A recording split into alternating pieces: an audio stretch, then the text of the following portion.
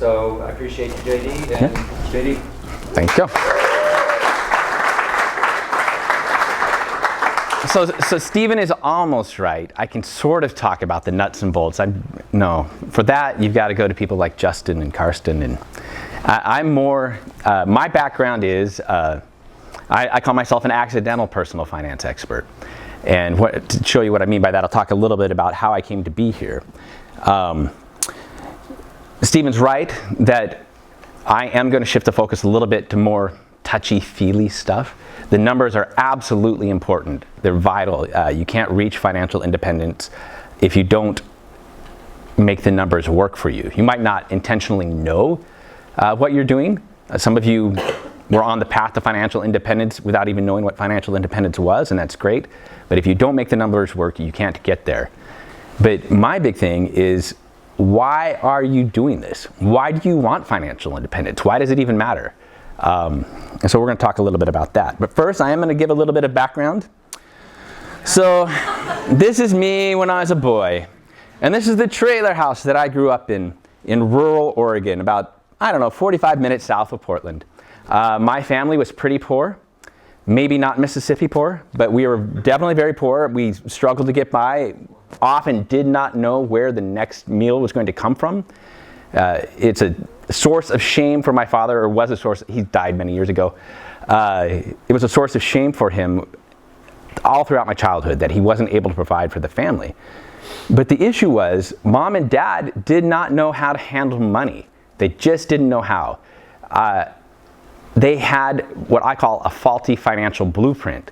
To me, a financial blueprint is the collection of money scripts that we have that affect how we view money, what our opinion of money is, what is money for, how do we handle it, is money good or bad? And we develop these money blueprints as children, and sometimes our money blueprints are effective. Some of you have excellent money blueprints and have had excellent money blueprints all your life that have allowed you to build wealth. My family, not so much. My parents didn't know what to do with my money, or with their money. My father was a serial entrepreneur, so he was always starting businesses, and sometimes he had very successful businesses, and there were times he was making a lot of money, but he would spend that money all the time. So naturally, when I grew up, I had a very similar money blueprint. I thought money was meant to be spent, and that's what I did with my money. If I had money, I spent it. I was always living paycheck to paycheck. I developed a credit card habit, so I was deep in credit card debt, and eventually I reached rock bottom. My then wife and I bought a new house, and on paper, we could afford it. But when we moved in, the carrying costs, the remodeling costs, it was all just so overwhelming that I just didn't know what I was going to do. And finally, some friends recognized that I was near rock bottom and I was ready to be talked to, and I wouldn't just poo-poo their ideas. So they loaned me personal finance books, including Your Money or Your Life and Dave Ramsey's Total Money Makeover. I read these books, began taking the ideas to heart, and I thought I saw a pattern there. I thought the books, I always thought you could get rich quickly. That was the deal. And I really thought you could. And my dad was always into get rich quick schemes. After I graduated from college and I was in debt, I was always looking for quick ways to get out of debt. I found some of this stuff the other day. It was pretty hilarious. I had ordered a little pamphlet online about how to read books and make tens of thousands of dollars a year just from reading books. It doesn't work that way. And so I started changing my life, and I thought, okay, you can't get rich quickly, but all these books seem to be saying that you can get rich slowly if you do the right things. And so I started applying the principles to my life. I started getting out of debt, and I started a website called GetRichSlowly.org to document my progress. That site grew very quickly, and ironically, through a site called Get Rich Slowly, I managed to get rich quickly. So unlike many of you who have worked many years to achieve financial independence, I was doing the right things, don't get me wrong. Once I learned this stuff, I changed my direction, and I began to put what I was learning into practice, and I was being very frugal, and I was saving a lot of money because I was making a lot of money. But then I sold the site, and I achieved financial independence like that. So it's a very different thing. And for a long time, I felt guilty about that. I was like, oh man, I didn't get my money by working at it for years. It just happened in a windfall. But I don't feel as guilty anymore because it's been 9 years, and I've managed to not spend all of that money. In fact, I have most of it still. And so I started Get Rich Slowly 12 years ago. As a matter of fact, it's 12 years ago today, this very day, I started Get Rich Slowly. And it's his birthday. And because I have a degree in psychology, and because I had struggled with money myself, my focus from the start was on the psychological aspect of personal finance, about mindset. Why are we trying to get out of debt? Why do people struggle? Why do they get into debt in the first place? Why do they have faulty blueprints? And so this was my primary focus from the very beginning, and it remains that my focus today. When I come to these events, I find it fascinating because everyone here is so driven and so skillful and has so many amazing talents and is doing so many amazing things with money. But a lot of times, when I sit down and I talk to people, and I think I told somebody this morning that this group seems to be a little different than other groups that I've been to. When I sit down and talk to people and I ask them, okay, so why are you doing this? Why do you want financial independence? A lot of times people can't tell me. They say they want freedom. And freedom is great, but what do you want freedom, what does freedom mean to you? And so people tell me they want freedom so they can leave their job. They don't like their job. Or they're really worried about money. They saw how their parents struggled, so they want freedom from worry. They want freedom from constraint. Or a lot of people want freedom to do things. They want to do what I want. I hear this a lot of times. I want to do what I want when I want. And that's fantastic. I think that's great. But what does that actually mean? What do you want to do? And I'm surprised by how few people actually know what it is they want to do with their lives. So my push at events like this is I want people to think, what is it you want to accomplish with your life? What do you want to do in the grand scheme of things? Why do you want to be financially independent? What do you want to do with your money? For me, financial independence is a means to an end. It's not an end in and of itself. I've seen a lot of studies that show that retirees, whether they're early retirees or traditional retirees, they get to that point that they've worked to all their life, and all of a sudden they struggle. They don't know what they want to do. They're bored. They realize, oh, my job was actually, I thought I hated my job, but it was giving me purpose. It was giving me meaning. They don't have hobbies. I don't know how many of you read the Financial Independence subreddit, but there are questions there all the time with like, what are you guys going to do once you achieve financial independence or retire early? What are your hobbies? What do you do with your time?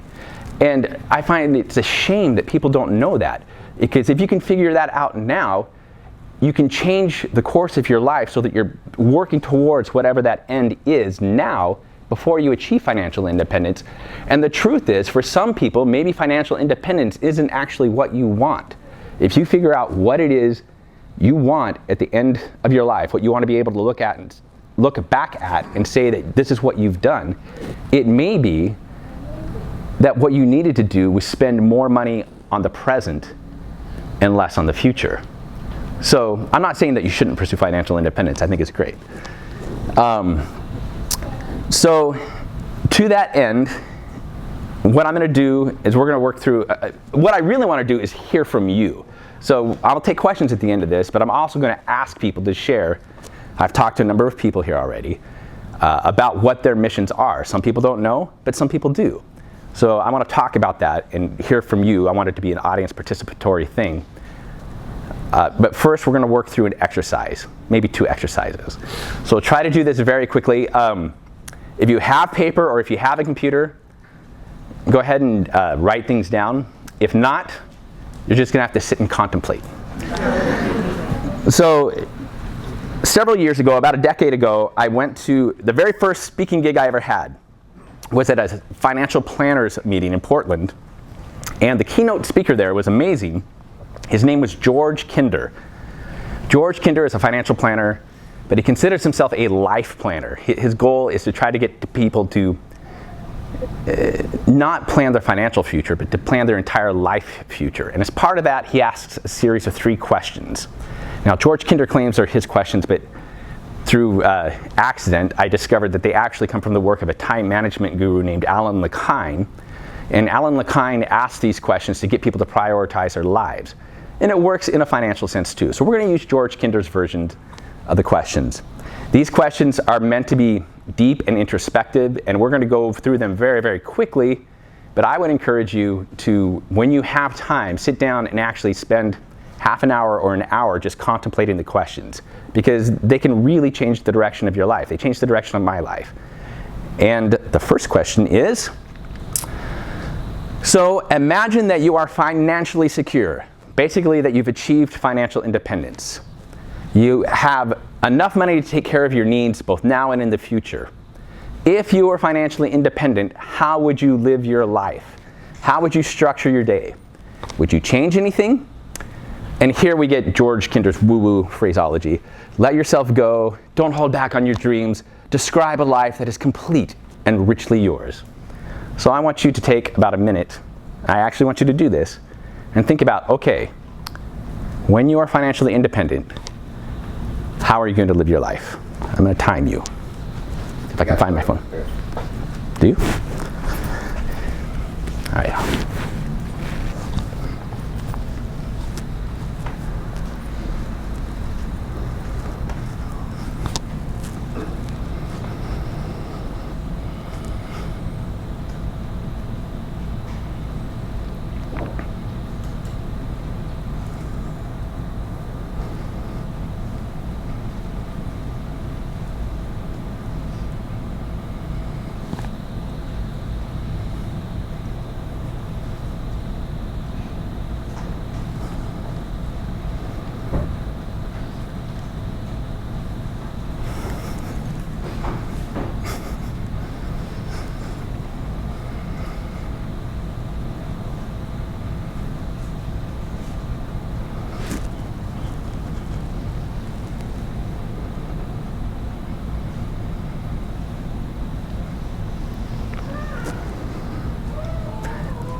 So that's a minute, and I know it's very rushed. Normally, again, you'd spend at least 5 minutes on this and probably longer.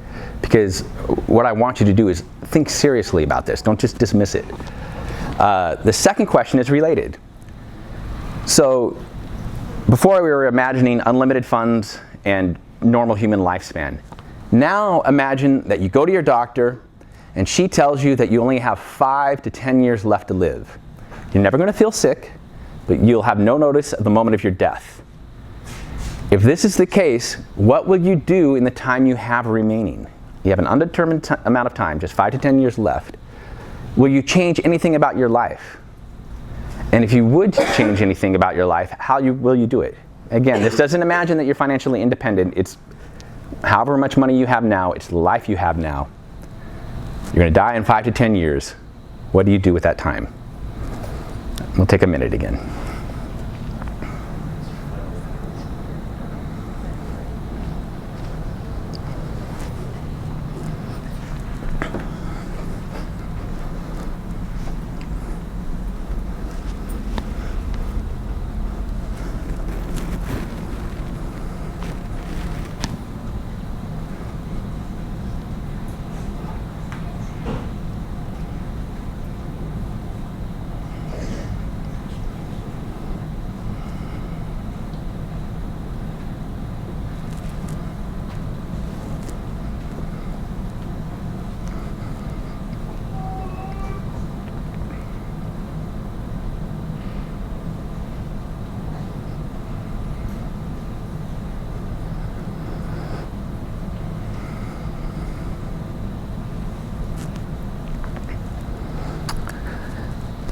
Again, when you get a chance, you might want to spend a little bit more time thinking about this.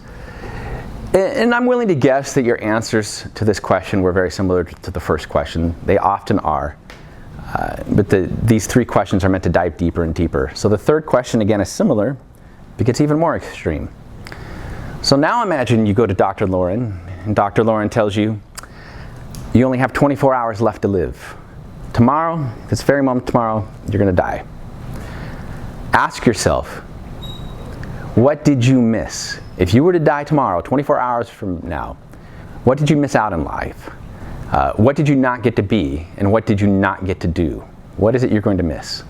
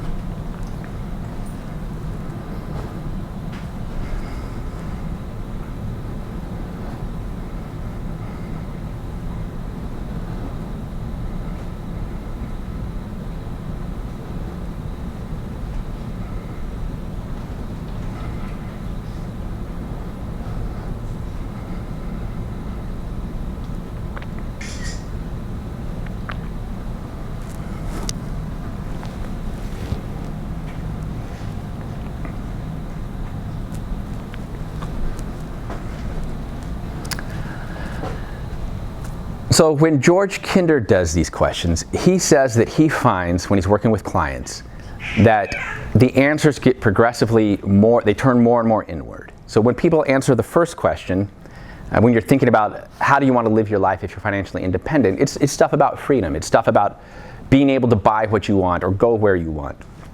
But as the timeline shrinks, so if you have only 5 to 10 years left, you start to think about the things that are more meaningful to you. So maybe you might say, oh, you know, I've always wanted to travel the world. I need to travel the world. And this is, in my case, this is what happened. When I first answered these questions in 2008, 2009, I realized, you know, I want to travel the world. I've always wanted to travel the world. And so I went over the next 5 years, I saw 23 countries. And part of that is because my family is very short-lived. My father died of cancer at 49. I just turned 49. So I first heard this when I was 39 or 40. And I'm like, man, if I don't do it now, I'm not going to have a chance. Fortunately, I was in a financial position where I could do it. And then Kinder says that by the time you get to question 3, things get much, much closer to home. If you only have 24 hours left to live, yeah, you might regret traveling the world. You might wish you had a nicer house. But what people usually wish is that they had more time with their families, that they had more time with their friends. Things become much more personal.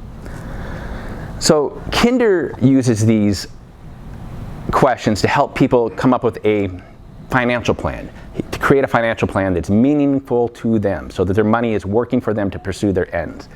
For me, when I first made my financial turnaround almost 14 years ago now, part of that process was I decided I wanted to manage my life like a business, because I had noticed that even though I was terrible with my money in my personal life, I could run profitable businesses. I had a profitable computer consulting company. I work in the family business, which is really a box factory. Some people think that's metaphorical, but no, we actually have a box factory. It was very profitable, and my brothers and I managed that, and we made good money. But for whatever reason, when I got home, I couldn't manage my own money. So I decided I was going to manage my money as if I were running a small business called JD Inc., basically. And businesses, most successful businesses, not all, have mission statements. They have reasons they're doing what they're doing. Now, obviously, businesses need to earn a profit. And a lot of people think that profit is the end, that's what they're after. But I would argue that good companies, successful companies, have higher aims. And I often think of Apple. I can't remember Apple's mission statement off the top of my head. But if they were purely profit-driven, they would not be as successful as they are. I know that Harley-Davidson, their mission is to fulfill dreams of personal freedom. It's not to make motorcycles, it's to fulfill dreams of personal freedom. So when I go out and I get on my Harley, I've got a nice motorcycle in the driveway. It's true, I'm getting on the road because I want to be free. And all my friends who ride motorcycles, it's the same way. So that's why Harley's able to build a successful company. What I've found is that it's the same idea is true in our personal lives. If you have a personal mission statement, if you know why you are getting up every morning and doing what you're doing, it keeps you more motivated and it helps you make better decisions. A lot of times, especially when I was younger, and when I look around at my friends, a lot of times people just make financial decisions.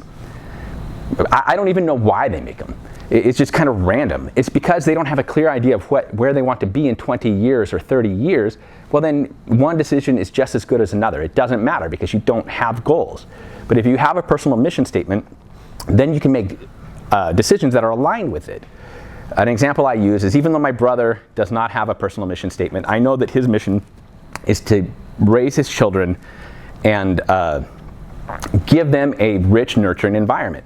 So he makes decisions that are much, much different than I would if my mission is to travel the world. My actual mission statement is this, and I drew this up several years ago and it's still true. I want to be the best person that I can be, both mentally and physically. I want to sample everything that the world has to offer by fostering new relationships, coming to events like this, exploring new ideas, and daring to try new things. And I want to use my skills and the things that I learn and experience to improve the lives of others while also improving my own. And I often say that this kind of sounds Pollyanna, as if I'm some goody two-shoes, and I'm not. But I found that when I'm learning, when I'm actively engaged in the world, I love it. And I love sharing my ideas with other people, and I love learning from them. So this is my mission, and it guides me in everything that I do. But I want to say that sometimes I forget about it. I say I want to be the best person I can be, both mentally and physically. I'm doing great at the mental side right now, but I've kind of fallen off the wagon physically. But thanks to Hunter and Jonathan and other people, I think I'm going to be getting back on the wagon when we get home. So, what's that? I didn't see you at morning exercise. No, I know. I was probably still sleeping. I bought a new bicycle and I'm very excited. I went and I rode it already and I'm excited to get home. No, bicycle. I wish I could get exercise on the motorcycle. This slide apparently is just filler, but it's a nice thing. This is also part of my philosophy here. This is a poem, I guess you would call it, or a quote from a Persian poet. And my friend Jolie Guillebeau did this watercolor. Her husband Chris Guillebeau uses it.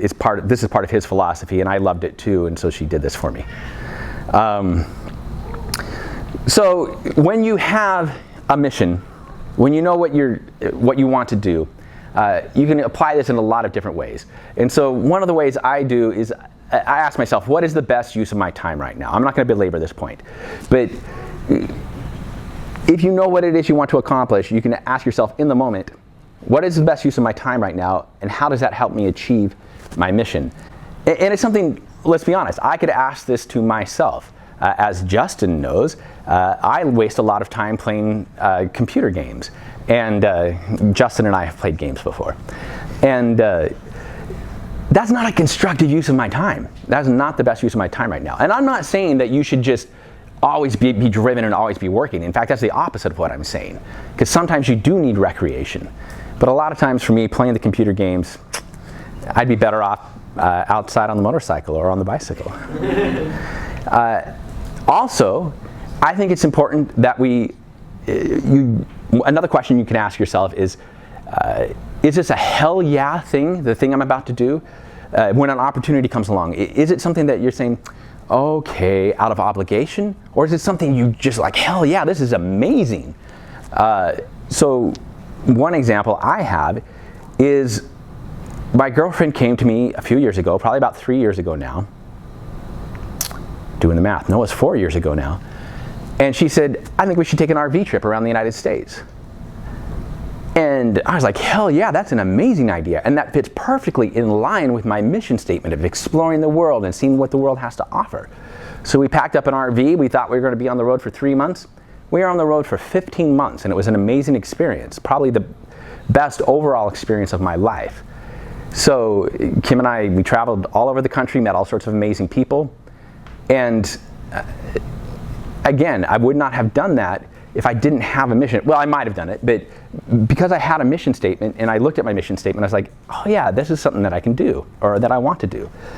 Final point I want to make is there's no one right way to go about this. There's no one right mission statement. There's no one right way to pursue financial independence. Each of us has a different set of priorities, a different set of experiences, and a different set of things we want to accomplish. So I think a lot of times we get drawn into the idea that there's one right way to do things. I go to mustachian meetups sometimes, for example, and everyone's very mustachian and they're very into the frugality. And I have to be quiet because while I love what Pete does and I'm a total supporter, I am not mustachian myself, and I don't think that's the one right way to get things done. So this graph is something that Pete and I used when we did a presentation on stage a few years ago. And what I'm trying to show here is you can be financially independent at different levels of spending. On one hand, we've got Jacob from Early Retirement Extreme, who I emailed him a few years ago and asked him what his spending was. He told me it was $12,000 a year. And he's financially independent and he's happy at that level. Pete's personal spending is $24,000 a year on his personal budget, and he's perfectly happy with that. Me, I wouldn't be happy at those levels. I'm happy at about $36,000, $40,000, $42,000 a year. The average American family spends about $54,000 a year. And then there's my friend Jim Wang. He runs a site called Wallet Hacks. He and his wife have a lot of money. They work to do that. She works at a high-paying job. Jim makes a lot of money with his websites. And they spend about $120,000 a year. and they are financially independent. For me, none of these people is any better than anybody else. Everybody is the same. Now, some people, Pete argues with me, when we did this on stage, he came in here and he said, no, there's value in optimization. And so if you agree that there's value in optimization, you're probably going to be at the lower end. But my point is, if you're doing what is true to you, it doesn't matter what your level of spending is. It's all fine, and you should pursue whatever it is that makes you happy. For me, the whole point of all this is happiness. When I Get Rich Slowly, I often say that this is not a blog about personal finance. It's a blog about how to achieve happiness. And I believe that that is actually the ultimate goal that we're all after. And sure, you can muddle through life and be relatively content, but I would argue that for most people, if you have a clear idea of where you want to go and how you want to get there, you'll actually be happier in the long run. So that's all I have, and I will take questions, and then I want to have people talk about what your missions are.